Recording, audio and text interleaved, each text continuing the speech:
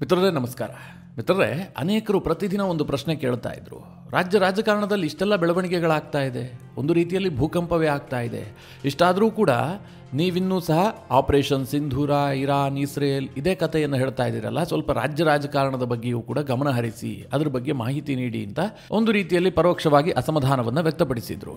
ಅದಕ್ಕೆ ಸರಿಯಾಗಿ ಇವತ್ತು ರಾಜ್ಯ ರಾಜಕಾರಣದಲ್ಲಿ ಬಹಳ ದೊಡ್ಡದಾದಂಥ ಒಂದು ಮೇಜರ್ ಬೆಳವಣಿಗೆ ನಡೆದಿದೆ. ಇದು ಒಂದು ರೀತಿಯಲ್ಲಿ ಭೂಕಂಪ ಅಂತಂದ್ರೂ ಕೂಡ ತಪ್ಪಾಗಲಿಕ್ಕಿಲ್ಲ. ಮುಂದೆ ರಾಜ್ಯದಲ್ಲಿ ನವೆಂಬರ್ ಕ್ರಾಂತಿ, ಸೆಪ್ಟೆಂಬರ್ ಕ್ರಾಂತಿ ಈ ಎಲ್ಲ ಮಾತುಗಳನ್ನು ಕೇಳ್ತಾ ಇದ್ದೀವಲ್ಲ, ಅದಕ್ಕೆ ಪೂರಕವಾದಂಥ ಒಂದು ಬೆಳವಣಿಗೆ ನಡೆದಿದೆ. ಬಹಳ ಕ್ಲಿಯರ್ ಆಗಿ ಒಂದು ಗೊತ್ತಾಗ್ತಾ ಇದೆ, ಸಿದ್ದರಾಮಯ್ಯನವರು ಮುಖ್ಯಮಂತ್ರಿಯಾಗಿ ಮುಂದುವರಿಯುವಂತಹ ಸಾಧ್ಯತೆ ಬಹಳ ಕ್ಷೀಣಿಸಿದೆ ಅಂತ. ಡಿ.ಕೆ. ಶಿವಕುಮಾರ್ ಅವರನ್ನ ಮುಖ್ಯಮಂತ್ರಿ ಮಾಡೋದಕ್ಕೆ ಕಾಂಗ್ರೆಸ್ ಹೈಕಮಾಂಡ್ ಒಂದು ಹಂತದಲ್ಲಿ ಸಿದ್ಧ ಆಗಿ ನಿಂತಿರೋದು ಕೂಡ ಎದ್ದು ಕಾಣ್ತಾ ಇದೆ. ಮಿತ್ರರೇ, ಈ ಮೇಜರ್ ಡೆವಲಪ್ಮೆಂಟ್ನ ಬಗ್ಗೆ ಈ ವಿಡಿಯೋದಲ್ಲಿ ನಿಮಗೊಂದು ಸ್ವಲ್ಪ ಡೀಟೇಲ್ ಆದಂಥ ಮಾಹಿತಿಯನ್ನು ಕೊಡ್ತೀನಿ. ನೀವು ಈ ವಿಡಿಯೋನ ಕೊನೆವರೆಗೂ ಮಿಸ್ ಮಾಡದೆ ನೋಡಿ. 2025 ಆರಂಭದಿಂದಲೂ ಕೂಡ ಸಿದ್ದರಾಮಯ್ಯನವರ ವಿರುದ್ಧವಾಗಿ ಕಾಂಗ್ರೆಸ್ನಲ್ಲಿ ಏನೋ ನಡೀತಾ ಇದೆ ಎನ್ನುವಂಥದ್ದು ಬಹಳ ಸ್ಪಷ್ಟ ಆಗಿತ್ತು. ಆರಂಭದಲ್ಲಿ ಡಿನ್ನರ್ ಮೀಟಿಂಗ್, ಬ್ರೇಕ್ಫಾಸ್ಟ್ ಮೀಟಿಂಗ್, ಹೀಗೆ ಒಂದಾದ ಮೇಲೆ ಒಂದರಂತೆ ಮೀಟಿಂಗ್ಗಳು, ಅದೆಲ್ಲ ಆಗ್ತಿದ್ದ ಹಾಗೆ ಡಿ.ಕೆ. ಶಿವಕುಮಾರ್ ಫಾರಿನ್ಗೆ ಹೋಗಿದ್ದು, ಫಾರಿನ್ನಲ್ಲಿರುವಂತಹ ಸಂದರ್ಭದಲ್ಲಿ ರಾಜ್ಯದಲ್ಲಿ ಕ್ಷಿಪ್ರ ರಾಜಕೀಯ ಬೆಳವಣಿಗೆಗಳು, ಇದನ್ನೆಲ್ಲ ನೀವು ಗಮನಿಸ್ತಾ ಬಂದಿದ್ರಿ. ಆದರೆ ಕಳೆದ ಒಂದು 2 ತಿಂಗಳಿನಿಂದ ಈ ಬೆಳವಣಿಗೆಗಳು ಸ್ವಲ್ಪ ಕ್ಷೀಣಿಸಿದ್ವು. ಹಾಗಂತ ನಿಂತೆ ಹೋಗಿದ್ವು ಅಂತೇನಲ್ಲ.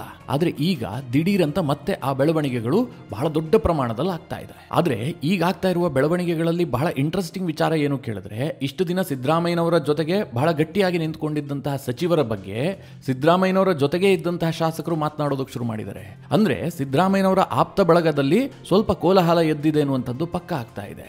ಇದೆಲ್ಲದರ ಮಧ್ಯೆ ನಾಯಕತ್ವ ಬದಲಾವಣೆಯ ಬಗ್ಗೆ ಶಾಸಕರು ಬಹಳ ಓಪನ್ ಆಗಿ ಸ್ಟೇಟ್ಮೆಂಟ್ ಕೊಡೋದಕ್ಕೆ ಶುರು ಮಾಡಿದ್ದಾರೆ. ಸಿದ್ದರಾಮಯ್ಯನವರ ಆಪ್ತ ಸಚಿವರ ಹೇಳ್ತಾರೆ ಸೆಪ್ಟೆಂಬರ್ಗೆ ಕ್ರಾಂತಿ ಆಗತ್ತೆ ಅಂತ.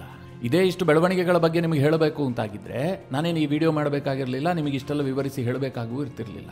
ಯಾಕೆಂದರೆ ನಿಮಗೆಲ್ಲ ಗೊತ್ತಿರುವಂಥ ವಿಚಾರ. ಆದರೆ ಇವತ್ತು ನಡೆದಂತಹ ಒಂದು ಮೇಜರ್ ಬೆಳವಣಿಗೆ ಇದೆಯಲ್ಲ, ಇದು ರಾಜ್ಯ ರಾಜಕಾರಣದ ದಿಕ್ಕು ಬದಲಿಸುವಂಥ ಒಂದು ಬೆಳವಣಿಗೆ. ಅದೇನು ಕೇಳಿದ್ರೆ, ಕಾಂಗ್ರೆಸ್ನ ಹೈಕಮಾಂಡ್ ತನ್ನ ಪ್ರತಿನಿಧಿಯನ್ನು ರಾಜ್ಯಕ್ಕೆ ಕಳುಹಿಸಿರುವಂಥದ್ದು. ರಾಜ್ಯದ ಉಸ್ತುವಾರಿಯಾದಂಥ ರಣದೀಪ್ ಸಿಂಗ್ ಸುರ್ಜೇವಾಲಾ ಬಂದುಬಿಟ್ಟು ಕಾಂಗ್ರೆಸ್ನ ಶಾಸಕರ ಜೊತೆಗೆ 1-to-1 ಮೀಟಿಂಗ್ ಮಾಡ್ತಾ ಇರುವಂಥದ್ದು. ಶಾಸಕರನ್ನ ರಣದೀಪ್ ಸಿಂಗ್ ಸುರ್ಜೇವಾಲಾ ಮೀಟ್ ಮಾಡ್ತಾ ಇದ್ದಾರಲ್ಲ, ಆ ಸಂದರ್ಭದಲ್ಲಿ ಸಿದ್ದರಾಮಯ್ಯನವರಿಗೂ ಅವಕಾಶ ಇಲ್ಲ, ಡಿ.ಕೆ. ಶಿವಕುಮಾರ್ ಅವರಿಗೂ ಕೂಡ ಅವಕಾಶ ಇಲ್ಲ. ಶಾಸಕರ ಅಭಿಪ್ರಾಯವನ್ನ ಕಾಂಗ್ರೆಸ್ನ ಹೈಕಮಾಂಡ್ ಸಂಗ್ರಹಿಸೋದಕ್ಕೆ ಶುರು ಮಾಡಿದೆ. ಇದು ರಾಜ್ಯ ರಾಜಕಾರಣದಲ್ಲಿ ಬಹಳ ದೊಡ್ಡ ಬಿರುಗಾಳಿ ಅಂತಂದ್ರೆ ತಪ್ಪಾಗ್ಲಿಕ್ಕಿಲ್ಲ. ಅದು ಯಾಕೆ ಅಂತ ಈಗ ವಿವರಿಸ್ತಾ ಹೋಗ್ತೀನಿ. 2023ರಲ್ಲಿ ಕಾಂಗ್ರೆಸ್ ಅಧಿಕಾರಕ್ಕೆ ಬರ್ತಿದ್ದಂತೆ ಸಿದ್ದರಾಮಯ್ಯನವರು ಮುಖ್ಯಮಂತ್ರಿ ಆದ್ರಲ್ಲ, ಆ ಸಂದರ್ಭದಲ್ಲಿ ಎಲ್ಲರಿಗೂ ಇದ್ದಂತಹ ಪ್ರಶ್ನೆ ಏನು ಕೇಳಿದ್ರೆ, ಡಿ.ಕೆ. ಶಿವಕುಮಾರ್ ಯಾವ ಒಪ್ಪಂದದ ಮೇಲೆಗೆ ಸಿದ್ದರಾಮಯ್ಯನವರನ್ನ ಮುಖ್ಯಮಂತ್ರಿ ಆಗೋದಕ್ಕೆ ಬಿಟ್ಟಿದ್ದಾರೆ?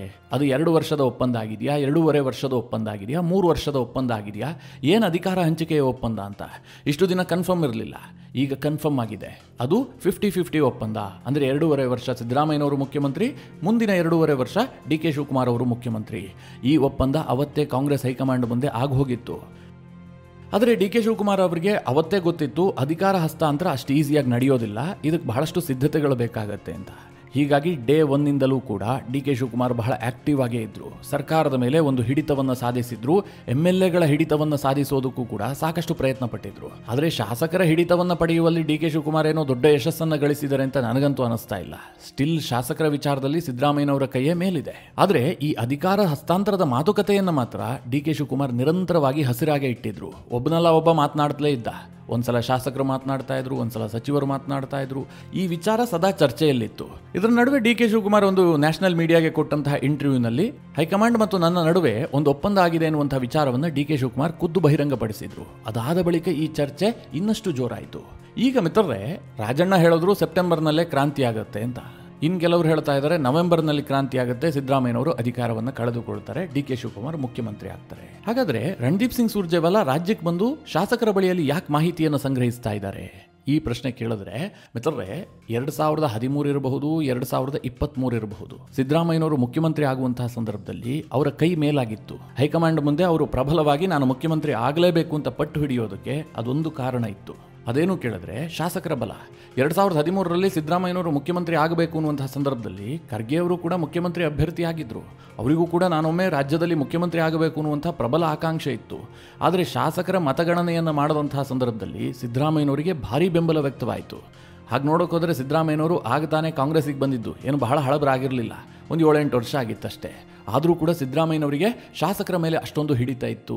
ಖರ್ಗೆ ಅವರು ಆಗ ವಿಫಲರಾಗ್ಬಿಟ್ರು. ಅವರು ಕೇಂದ್ರ ರಾಜಕಾರಣದಲ್ಲೇ ಫಿಕ್ಸ್ ಆಗಬೇಕಾದಂಥ ಸನ್ನಿವೇಶ ಬಂತು.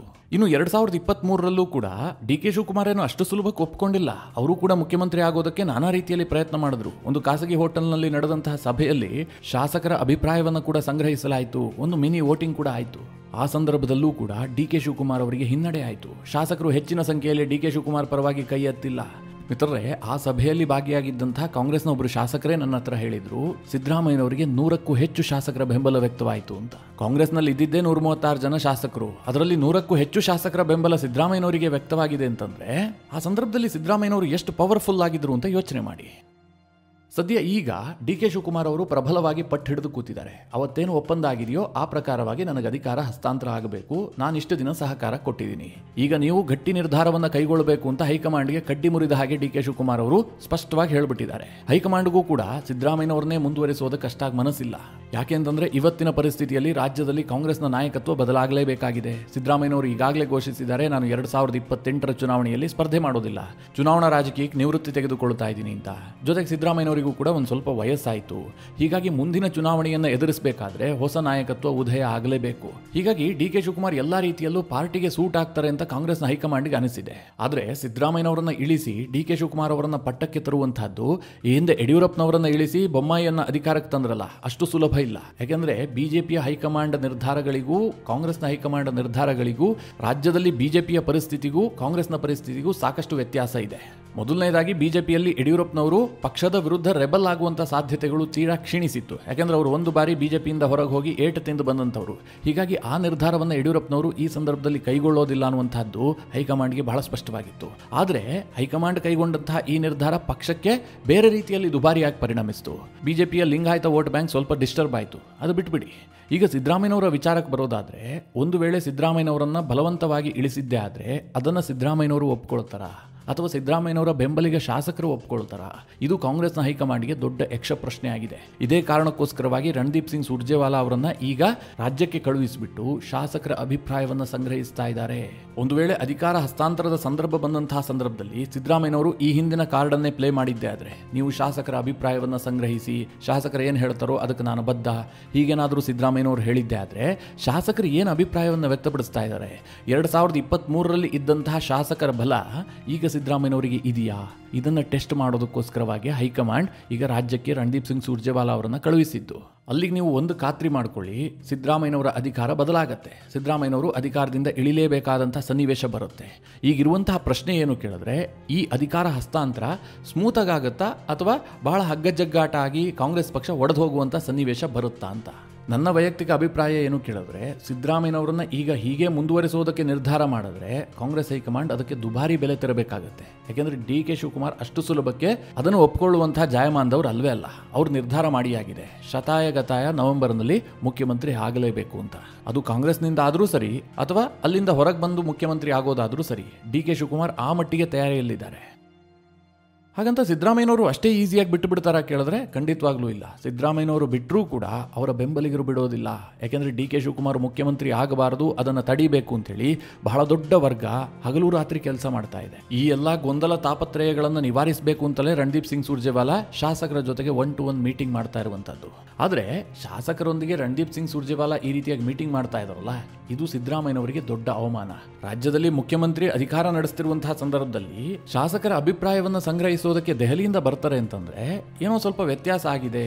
ಇದು ಒಬ್ಬ ಪ್ರಬಲ ಮುಖ್ಯಮಂತ್ರಿ ಅಧಿಕಾರದಲ್ಲಿರುವಂತಹ ಸಂದರ್ಭದಲ್ಲಿ ಆಗುವಂತಹ ಬೆಳವಣಿಗೆಯೇ ಅಲ್ಲ ಅನ್ನುವಂಥದ್ದು ಬಹಳ ಸ್ಪಷ್ಟ. ಇನ್ನೊಂದು ಕಡೆ ಸಿದ್ದರಾಮಯ್ಯನವರ ಆಪ್ತ ಬಣದಲ್ಲೂ ಕೂಡ ಸ್ವಲ್ಪ ಬಿರುಕು ಮೂಡಿದೆ ಎನ್ನುವಂಥದ್ದು ಎದ್ದು ಕಾಣ್ತಾ ಇದೆ. ಜೊತೆಗೆ ಒಳಗಿನಿಂದ ಬರ್ತಾ ಇರುವ ಸುದ್ದಿಗಳು ಕೂಡ ಹಾಗೆ ಇದಾವೆ. ಕೆಲವರಿಗೆ ಏನು ಅಸಮಾಧಾನ ಇದೆ ಅಂತಂದ್ರೆ, ಸಿದ್ದರಾಮಯ್ಯನವರು 2013ರಿಂದ 2018ರವರೆಗೆ ಅಧಿಕಾರವನ್ನು ನಡೆಸಿದ್ರಲ್ಲ, ಆ ಸಂದರ್ಭದಲ್ಲಿ ಇದ್ದಂತಹ ರಫ್ ಅಂಡ್ ಟಫ್ ಸಿದ್ದರಾಮಯ್ಯನವರನ್ನ ನಾವೀಗ ನೋಡೋದಕ್ಕೆ ಸಾಧ್ಯ ಆಗ್ತಾ ಇಲ್ಲ. ಸಿದ್ದರಾಮಯ್ಯನವರು ಸಾಕಷ್ಟು ಬಗ್ಗಿದ್ದಾರೆ, ಹೆಚ್ಚಿನ ಸಂದರ್ಭದಲ್ಲಿ ರಾಜಿ ಆಗ್ತಾ ಇದ್ದಾರೆ. ಸರ್ಕಾರದ ಸಂಪೂರ್ಣ ಕಂಟ್ರೋಲ್ ಸಿದ್ದರಾಮಯ್ಯನವರ ಬಳಿಯಲ್ಲಿಲ್ಲ. ಈ ಅಭಿಪ್ರಾಯವನ್ನ ಸಿದ್ದರಾಮಯ್ಯನವರ ಆಪ್ತ ಶಾಸಕರೇ ವ್ಯಕ್ತಪಡಿಸ್ತಾ ಇದ್ದಾರೆ. ಇನ್ನು ರಣದೀಪ್ ಸಿಂಗ್ ಸುರ್ಜೇವಾಲಾ ರಾಜ್ಯಕ್ಕೆ ಬಂದು ಶಾಸಕರ ಬಳಿಯಲ್ಲಿ 1-to-1 ಮೀಟಿಂಗ್ ಮಾಡ್ತಾ ಇರುವಂತಹ ಸಂದರ್ಭದಲ್ಲೇ ಸಿದ್ದರಾಮಯ್ಯ ಮತ್ತು ಡಿ.ಕೆ.ಶಿ ಮೈಸೂರಿನಲ್ಲಿದ್ರು. ಇಬ್ರು ಒಟ್ಟಿಗೆ ಮಾಧ್ಯಮದ ಮುಂದೆ ಕೂಡ ಬಂದ್ರು.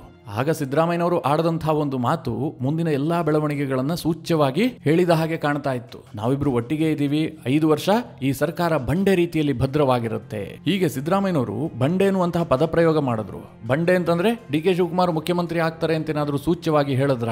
ಈ ರೀತಿಯಾಗಿ ಮಾಧ್ಯಮಗಳು ವಿಶ್ಲೇಷಣೆ ಮಾಡ್ತಾ ಇದಾವೆ. ಡಿ ಕೆ ಶಿವಕುಮಾರ್ ಎದುರುಗಡೆ ನಾನೇ ಮುಖ್ಯಮಂತ್ರಿಯಾಗಿ 5 ವರ್ಷ ಇರ್ತೀನಿ ಅಂತೇಳಿ ಸಿದ್ದರಾಮಯ್ಯನವರು ಹೇಳಲಿಲ್ಲ.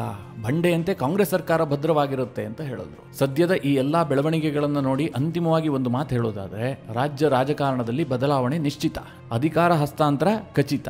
ಅದು ಈಸಿಯಾಗಿ ಆಗತ್ತಾ, ಒಂದು ಬಣ ರೆಬಲ್ ಆಗತ್ತಾ, ಇದು ಮಾತ್ರ ಕದನ ಕುತೂಹಲವೇ ಸರಿ. ಮಿತ್ರರೇ, ಈ ಎಲ್ಲಾ ಬೆಳವಣಿಗೆಗಳ ಬಗ್ಗೆ ನೀವೇನ್ ಹೇಳ್ತೀರಿ? ರಾಜ್ಯ ರಾಜಕಾರಣದಲ್ಲಿ ಮುಂದೇನಾಗಬಹುದು? ನಿಮ್ಮ ಅನಿಸಿಕೆ ಅಭಿಪ್ರಾಯವನ್ನ ಕಮೆಂಟ್ ಮಾಡುವ ಮೂಲಕ ನಮಗೆ ತಿಳಿಸಿ. ಹಾಗೆ ನಿಮಗೆ ಈ ವಿಡಿಯೋ ಇಷ್ಟವಾದರೆ ಲೈಕ್ ಮಾಡಿ. ಜೊತೆಗೆ ನೀವಿನ್ನೂ ನಿಮ್ಮ ನೆಚ್ಚಿನ ಸಂಸ್ಕಾರ ಸೌರಭ ಯೂಟ್ಯೂಬ್ ಚಾನಲ್ನ ಸಬ್ಸ್ಕ್ರೈಬ್ ಮಾಡಿಲ್ಲ ಅಂತಾದ್ರೆ ಈ ಕೂಡಲೇ ಸಬ್ಸ್ಕ್ರೈಬ್ ಮಾಡಿ. ಮುಂದಿನ ಎಲ್ಲ ಅಪ್ಡೇಟ್ಗಳ ನೋಟಿಫಿಕೇಶನ್ಗಾಗಿ ಬೆಲ್ ಐಕಾನ್ ಒತ್ತಿ.